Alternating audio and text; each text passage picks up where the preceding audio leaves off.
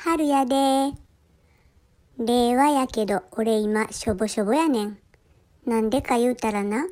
俺今年もフィラリアの薬注射タイプやってん。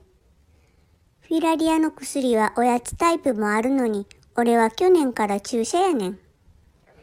フィラリアの検査で注射針刺されてんのに、なんでもう一回針刺されなあかんねん。お母さん、おやつタイプは毎月飲まなあかんから忘れるしとか言うとったけど、ほんまの理由は注射の方が安いからやねんで。